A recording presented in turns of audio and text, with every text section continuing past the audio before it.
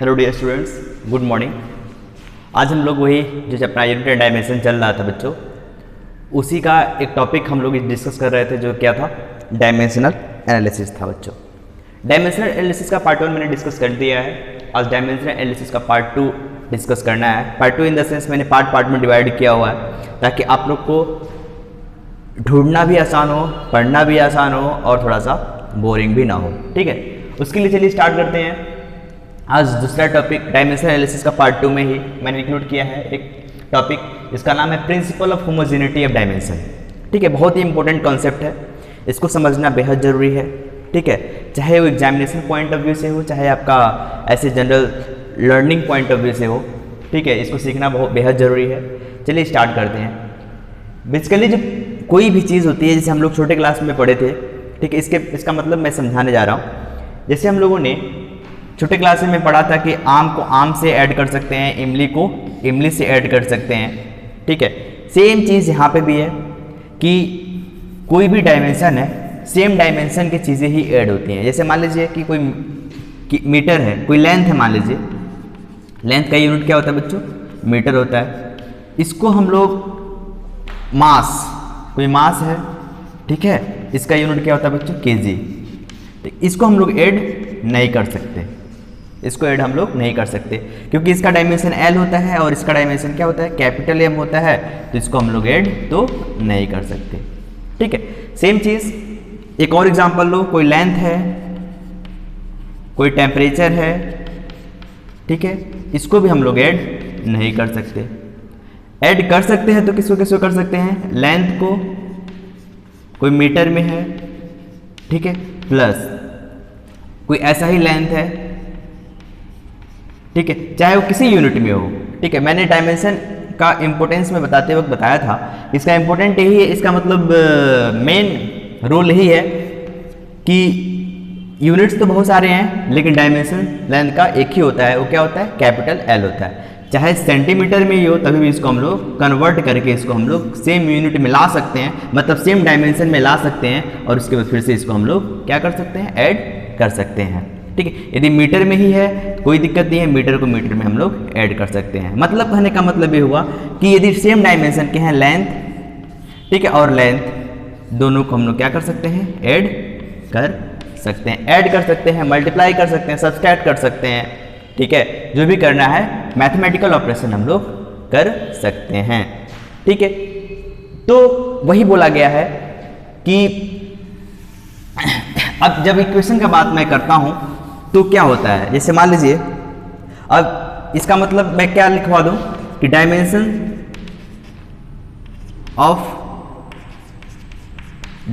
Of same physical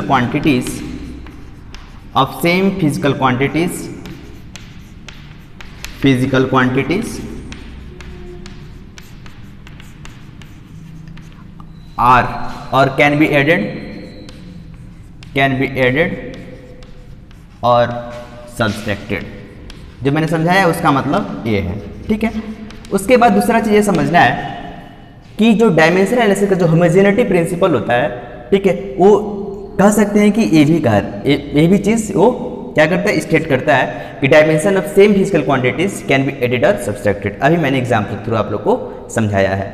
उसके बाद कोई इक्वेशन है, जैसे मान लीजिए कोई इक्वेशन की फॉर्म में है, जैसे मान लीजिए आपका है, आप एग्जाम्पल ले लीजिए, आप कोई भी इक्वेशन ले लीजिए, s is equal to u t plus half a t square, u t plus half a t square, या फिर सिंपल सा इक्वेशन पहले लेते हैं, v is equal to u plus a t बच्चों। ठीक है, आप देख रहे हैं आप लोग कि इक्वेशन तभी सही होगा जब होमोजेनिटी प्रिंसिपल क्या बोलता है, इक्वेशन तभी सही होगा जब लेफ्ट हैंड साइड और राइट हैंड साइड का जो डायमेंशन है सारे टर्म्स का इवन ए टर्म्स और ए टर्म्स, सारे टर्म्स का डायमेंशन यदि बराबर होंगे तभी ये इक्वेशन क्या होगा, सही होगा। मतलब consistency of equations depend upon the dimensions of each and every terms of the given equation. ठीक है, मतलब इस इक्वेशन का कंसिस्टेंसी तभी होगा जब दोनों हर एक टर्म्स का डायमेंशन क्या होगा बच्चों, सेम होगा, इवन दोनों साइड का, चाहे राइट हैंड साइड हो चाहे लेफ्ट हैंड साइड हो, दोनों साइड का जो टर्म्स जो भी फिजिकल क्वांटिटीज हैं, इवन यहाँ पे देखें तो वेलोसिटी है, वेलोसिटी का डायमेंशन हम लोग पढ़ सकते हैं, क्या होगा, LT इनवर्स होगा। तो यहाँ पे हर एक टर्म्स का डायमेंशन क्या होना चाहिए, LT इनवर्स ही होना चाहिए। देख लीजिए है कि नहीं है, U क्या है, वेलोसिटी है, इसका मतलब LT इनवर्स है, प्लस एक्सेलरेशन है, ठीक है, ये क्या है, एक्सेलरेशन है। एक्सेलरेशन का डायमेंशन हम लोग को पता है, तो क्या होता है, आप लोग पढ़ रखे हैं, क्या होता है, मीटर पर सेकेंड स्क्वायर, मतलब LT-2 और फिर से ये T है, तो इसको जरा सॉल्व करें तो क्या हो जाएगा, LT इनवर्स, ये भी LT इनवर्स, ये भी LT इनवर्स। देख रहे हैं सारे टर्म्स का डायमेंशन क्या है, सेम है, ठीक है। तो वही बोल रहा है कि this principle says an equation will be dimensionally correct, कोई भी इक्वेशन है डायमेंशनली करेक्ट तभी होगा जब dimension of all the terms, जब सब सारे टर्म्स का जो डायमेंशंस होंगे वो क्या होंगे, दोनों साइड्स में वो क्या होंगे, सेम होंगे, दोनों क्या होंगे, सेम होंगे, ठीक है। ये कहता है आपका principal of homogeneity of dimension, ठीक है। तो दूसरी बात ये हो गई। तीसरी बात क्या है, तीसरी बात ये है कि ये क्या करता है, it helps to check consistency of any equation. ये क्या करता है, it helps to check consistency of equations. Consistency का मतलब वही डायमेंशनली करेक्ट है कि नहीं है, ये सब के लिए कंसिस्टेंसी ऑफ इक्वेशंस, ठीक है। तीन बातें मैंने आप लोग को समझा दिया। चौथी बातें क्या हो सकती हैं, ये हो सकती है कि कोई भी इक्वेशन है बच्चों, कोई भी इक्वेशन है वो डायमेंशनली करेक्ट है, वो डायमेंशनली करेक्ट है, तो हो सकता है वो इक्वेशन सही हो सकता है, मैंने बताया है, ठीक है, मस्ट नहीं बताया है। ऐसा नहीं है कि डायमेंशनली करेक्ट है that equation must B correct, एक कोई जरूरी नहीं है, ठीक है। हाँ, हो सकता है कि वो सही हो, लेकिन वो डायमेंशनली इनकरेक्ट है तो 100% इसकी गारंटी है कि वो क्या होगा, इक्वेशन गलत होगा, ठीक है। एग्जाम्पल के थ्रू से मैं इसको समझाने का प्रयास करूंगा, इसको मैं फिलहाल के लिए इरेज करता हूं। मेरा कहने का मतलब क्या है बच्चों, मेरा कहने का मतलब यही है कि कोई भी इक्वेशन है, जैसे मान लीजिए मैंने इक्वेशन दिया आप लोग को, s equal to u t plus half a d square, वही मैं एग्जाम्पल लूंगा जो आप लोग, जिससे आप लोग क्या है, फैमिलियर हैं, ठीक है, वही एग्जाम्पल मैं लेने का प्रयास करूंगा, ठीक है। देखिएगा मैंने क्या बताया कि कोई भी इक्वेशन है वो डायमेंशनली करेक्ट है, इसका मतलब हो सकता है वो इक्वेशन सही हो, ठीक है। यदि वो डायमेंशनली इनकरेक्ट है तो श्योरिटी के साथ बोल सकते हैं कि वो क्या है, इक्वेशन गलत है, ठीक है। तो जैसे मान लीजिए एक इक्वेशन मैंने ये लिया, दूसरा इक्वेशन मैंने क्या लिया, s is equal to u t plus a t square लिया, ठीक है, दूसरा इक्वेशन ये लिया। आप लोग ध्यान से देखें तो जो दोनों का जो डायमेंशन, मतलब LHS और RHS, हर एक टर्म्स का डायमेंशन क्या है, इक्वल, मतलब प्रिंसिपल ऑफ होमोजेनिटी के अकॉर्डिंग, प्रिंसिपल ऑफ होमोजेनिटी के अकॉर्डिंग दोनों इक्वेशंस क्या हैं, सही हैं। बट न्यूमेरिकली देखा जाए तो इक्वेशन कौन सा हम लोग मानते हैं, आज तक मानते आए हैं, ये वाला इक्वेशन मानते आए हैं, मतलब न्यूमेरिकली तो ये इक्वेशन सही है, भले ही डायमेंशनली दोनों एक करेक्ट है, बट न्यूमेरिकली क्या है, ये सही है, बट ऐसे देखा जाए तो इक्वेशन क्या है, गलत है, न्यूमेरिकली गलत है, but dimensionally both equation are correct. Dimensionally both above example, ठीक है, above both equations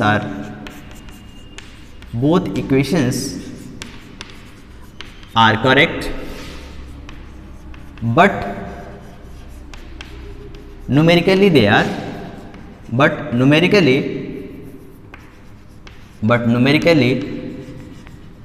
equation number 2 is what, incorrect, ठीक है।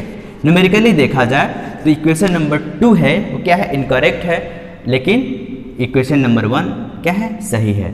और डायमेंशनली दोनों इक्वेशन क्या है, सही हैं। कहने का मतलब ये है, कहने का मतलब ये है कि दिस इम्प्लाइज, क्या इम्प्लाई करता है कि any equations which are dimensionally correct, any equations which are dimensionally correct which are dimensionally correct, dimensionally correct, then that equation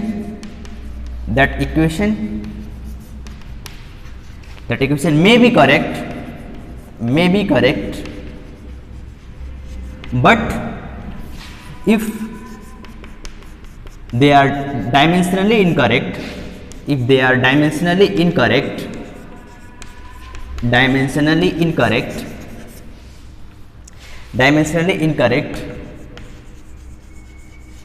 then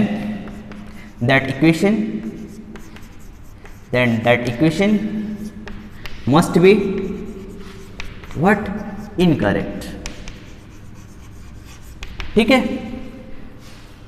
क्या लिखा है? An equations which are dimensionally correct then that equation may be correct, but if they are dimensionally incorrect then that equation must be incorrect. मैंने ये चीजें यहाँ पे दो term important है, एक टर्म ए इंपोर्टेंट है, दूसरा टर्म ए इंपोर्टेंट है। इस चीज को आप लोग समझ सकते हैं।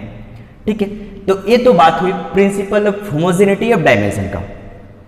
ठीक है, अब हम लोग इसके न्यूमेरिकल्स कैसे अप्रोच करते हैं जरा वो हम लोग देखते हैं। ठीक है, जैसे एक एग्जाम्पल तौर पे मैं समझा देता हूं क्या है कि एग्जाम में कैसे क्वेश्चंस आते हैं, अब वो हम लोग देख लेते हैं। कोई भी कम्पिटिटिव एग्जाम है, अक्सर मैं यहाँ पे कम्पिटिटिव एग्जाम का ही बात करूँगा, क्योंकि ऐसे होम एग्जाम जो होते हैं स्कूल में आप लोग वो क्वेश्चंस तो हैंडल कर ही लेंगे। ठीक है, बड़ी बात नहीं है। ठीक है, इतना सिंपल बेसिक बताने के बाद भी कर लेंगे। ठीक है, तो होम एग्जाम के पॉइंट ऑफ व्यू से जो principal of homogeneity of dimension क्या कहता है वो कर लीजिएगा, उसके बाद एग्जाम्पल दे दीजिएगा। ठीक है, इसके बाद एक छोटा सा मैं एग्जाम्पल लेता हूँ, क्वेश्चन इनफैक्ट कराता हूँ। क्वेश्चन कुछ ऐसा है कि जैसे मान लीजिए कि एग्जाम में आता है कि इक्वेशन दे देगा कोई, half mv² is equal to mgh, बोलेगा कि check this equations is dimensionally correct और नॉट। तो क्या करेंगे, दोनों तरफ का डायमेंशन हम लोग निकालेंगे। ठीक है, तो यदि मैं डायमेंशन ऑफ हाफ mv² का मैं बात करूं तो क्या हो जाएगा, ये कांस्टेंट है, इसका कोई डायमेंशन नहीं होगा। ये क्या है बच्चों, मास है, तो मास का क्या होगा डायमेंशन, कैपिटल M होगा। ये क्या है, वेलोसिटी है, तो वेलोसिटी का डायमेंशन क्या होता है बच्चों, LT इनवर्स, और क्या होगा यहाँ पे होल स्क्वायर। जब इसको मैं सॉल्व करने का प्रयास करूँगा तो क्या हो जाएगा mL2, ठीक है, और T⁻²। जरा इसको इंडिसेस रूल से मल्टीप्लाई करूँ तो L⁻² हो गया और T⁻² हो गया। मतलब LHS का जो डायमेंशन हो गया वो क्या हो गया, वो हो गया। सिमिलरली डायमेंशन ऑफ MGH का मैं बात करूं तो क्या हो जाएगा, ये क्या है बच्चों, मास है, तो कैपिटल M हो गया। ये क्या है, ग्रेविटी है, एक्सेलरेशन ड्यू टू ग्रेविटी। जो एक्सेलरेशन का जो डायमेंशन होगा वही डायमेंशन G का भी होगा। तो क्या करूं मैं, L⁻²। क्लियर है। अब यहाँ पे क्या है, h है, हाइट है, तो हाइट क्या डिनोट करता है, डिस्टेंस को मेजर करता है, L हो गया। जरा इसको मैं मैथमेटिकली सॉल्व करूँ, L × L² और यहाँ पे T⁻²। जरा देखें इक्वेशन डायमेंशनली करेक्ट है क्या, m है यहाँ पे, m यहाँ पे भी है, L⁻² यहाँ पे भी है, L⁻² यहाँ पे भी है, T⁻² यहाँ पे भी है और T⁻² यहाँ पे। मतलब this equation is dimensionally correct. ठीक है,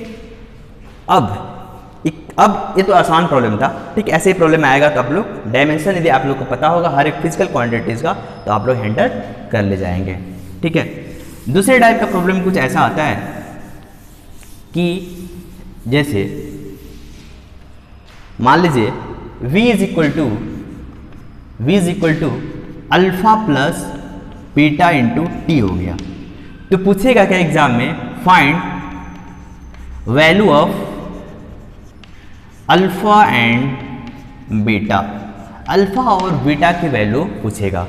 तो अभी हम लोगों ने पढ़ा है, इस क्वेश्चन को अप्रोच करने का तरीका क्या होगा वो देखते हैं कि अभी हम लोगों ने क्या पढ़ा है, प्रिंसिपल ऑफ होमोजेनिटी पढ़ा है, वहां पे ही पढ़ा है कि दोनों तरफ का इक्वेशंस के दोनों तरफ RHS और LHS दोनों तरफ का डायमेंशन क्या होना चाहिए, सेम होना चाहिए। इवन हर एक टर्म्स का डायमेंशन क्या होना चाहिए बच्चों, सेम होना चाहिए। तो अभी हम लोगों ने देखा कि यहाँ पे LHS में जो डायमेंशन होता है, dimension of LHS that is what, velocity v क्या होगा बच्चों, L(t⁻⁻1) ये होगा, हम लोगों ने पढ़ा है। इसका मतलब ये हुआ कि ये LT इनवर्स है, तो इसका मतलब ये भी LT इनवर्स होना चाहिए और ये भी LT इनवर्स होना चाहिए। Therefore from principle of homogeneity we have dimension of v should be is equal to what, dimension of alpha, and this will be equal to dimension of what, beta t। जो velocity का यहाँ पे dimension होगा वही dimension इसका भी होगा और वही इसका डायमेंशन इसका भी होगा। जरा सॉल्व करें तो यहाँ पे अल्फा का जो डायमेंशन होगा बच्चों LT इनवर्स होगा, क्योंकि हम लोगों ने अभी देखा है कि यहाँ पे v इज इक्वल टू क्या होता है, अल्फा होता है, तो यहाँ पे LT इनवर्स हो गया। और बीटा की वैल्यू नहीं पता और टाइम का डायमेंशन हम लोग को पता है, क्या है, कैपिटल T। जरा मैथमेटिकल ऑपरेशन के थ्रू मैं इसको करूं तो जो बीटा की वैल्यू आएगी वो क्या होगी, LT, L हो गया और T इनवर्स और नीचे आ जाएगा T आ जाएगा, ठीक है, तो ऊपर जाएगा T इनवर्स तो LT-2। जो बीटा की वैल्यू आएगी बच्चों क्या आएगी, LT-2। और अल्फा की वैल्यू क्या आ गई, यहाँ पे अल्फा की वैल्यू क्या आ गई, LT इनवर्स। ये अल्फा की वैल्यू आ गई और ये बीटा की वैल्यू आ गई। तो मतलब इस टाइप के प्रॉब्लम्स को हम इस तरफ अप्रोच करने का प्रयास करते हैं। इसके बाद कुछ मैं न्यूमेरिकल्स आप लोग को असाइनमेंट के फॉर्म में दे दूंगा, ठीक है, कुछ न्यूमेरिकल्स में इसको असाइनमेंट के फॉर्म में दे दूंगा। उसके बाद मैं इसको क्या कर दूंगा, डिस्कस कर दूंगा, ठीक है। उसके पहले एक छोटा सा एक प्रॉब्लम है उसको मैं कर दूं। एग्जाम में कुछ ऐसा क्वेश्चन आया करता है कि जैसे find the dimension of the equation f is equal to इतना। हाँ, एक इंपॉर्टेंट क्वेश्चन उसको भी मैं करा देता हूँ, देखिएगा, ठीक है। एक क्वेश्चन और करा देता हूँ। क्या है बच्चों, क्वेश्चन नंबर 2 क्या बोला है कि find the dimension of a by b in the equation. कोई इक्वेशन है बच्चों f इज इक्वल टू क्या है, f is equal to a root x plus bt square, ठीक है, f is equal to a root x plus bt square. तो पूछ रखा है कि a बाई v की वैल्यू निकालिए क्या होगा, ठीक है, a बाई b का वैल्यू निकालिए, मतलब फाइंड द डायमेंशंस ऑफ